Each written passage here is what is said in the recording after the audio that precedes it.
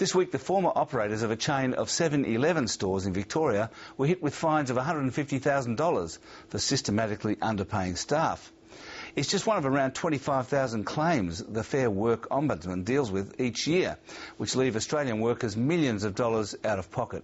But not all the cases are deliberate efforts to defraud employees. Some of the biggest amounts owing and biggest penalties handed out are simple processing mistakes in large organisations. Neil Woolrich reports that businesses are being urged to run special audits to avoid being dragged before the courts. How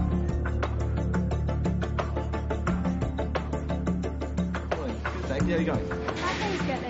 For thousands of young Australians, working behind the counter at McDonald's has been a rite of passage. Just with a coffee or orange juice this morning? Orange juice, please. And while many are getting their first taste of workplace responsibility, it's also their first chance to put an employer to the test, especially on the delicate issue of pay. A lot of the crew at Macca's are school kids, so they put a lot of faith in the management team to make sure they're looked after. And the management team, a lot of whom started as crew themselves, usually can be trusted to have the best interests of the workers at heart. I've worked for McDonald's, the company side of things, for just on 12 months now, and as I said, on a week-to-week basis, I believe I've checked my pay slip once. However, to me, that actually outlines my trust and the reliability as McDonald's as an employer. But for others, their workplace experience has left a bitter taste. Mohammed Yulat Thodi is an international student who worked at a 7-Eleven in Geelong for 4 years. He was underpaid $25,000 after the store's former owners doctored his timesheets. Well, I believe, it's a widespread. It's not just in 7-Eleven, in most of the servos, some convenience stores, some of the hospitalities like restaurants. I know personally some of them still working underpaid. I know them. They're afraid of standing up. The 7-Eleven franchisees and their private company were fined $150,000, some of which is to repay 6 workers owed $90,000. But it's now nearly 3 months since the original order for restitution. They still haven't paid us any single cent, okay? So I don't know how they're going to pay and how the Ombudsman is going to chase it.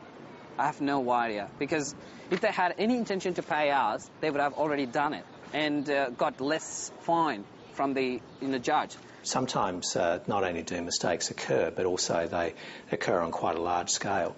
And when it's very clearly the case that people have gone out of their way to avoid their obligations, we'll take them to court, and sometimes we receive penalties which are quite significant.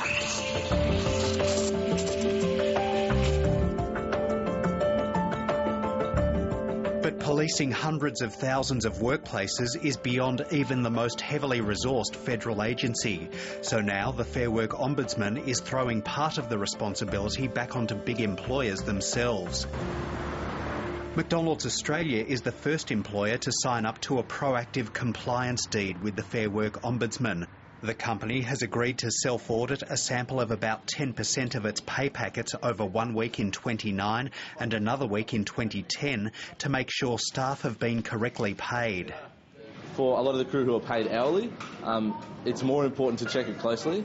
But at the same time, I think that McDonald's especially can be relied upon to sort of pay, and you can look each week and know that for the hours that you're putting, you're being paid fairly for those. So, and that's important for a worker. To go through and audit 2 sets of pay periods over 2 years, there's time involved to go through and do that, but it's a time that we think is worth investing to make sure that we can show our people and the Fair Work Ombudsman that we are compliant to the letter.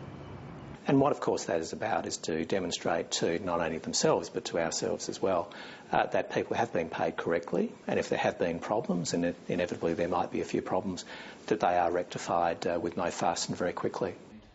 Each year, the Fair Work Ombudsman chases around 25,000 underpayment claims, recovering close to $25 million. A 2009 audit by the Ombudsman found that 30% of 7-Eleven franchises are in breach of workplace laws. And it's not the only large organisation to have been caught up in an underpayment case. In 2009, Toys R Us was liable for nearly $1 million to 1,000 staff who were inadvertently underpaid. Hungry Jack's was found to have underpaid 700 Tasmanian workers more than $650,000 between 2006 and 2008 because their workplace agreement hadn't been registered.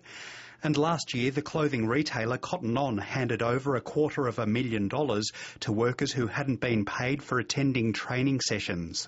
And what we've found is that the courts over the past 3 to 4 years have started to take quite a firm view about non-compliance with workplace relations laws, and so this does really become quite a reputational risk for any business as well as a legal risk, and clearly it's one that should be avoided.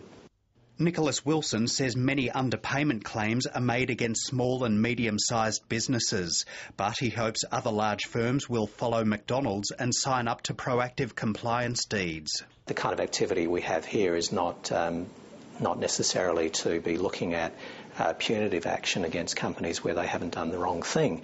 Rather, these kind of deeds are about trying to provide assurance to the workers that everything is going quite okay. We also see it as part of continuous improvement, so we do have very robust processes in place to audit our restaurants and make sure that we do have the best practices in place at all time, but it's always good to bring in an outside body to review those and see if there's opportunities for us to improve them. The challenge now for the regulator is to get more big firms to sign on and help to weed out the rogue operators within their own ranks.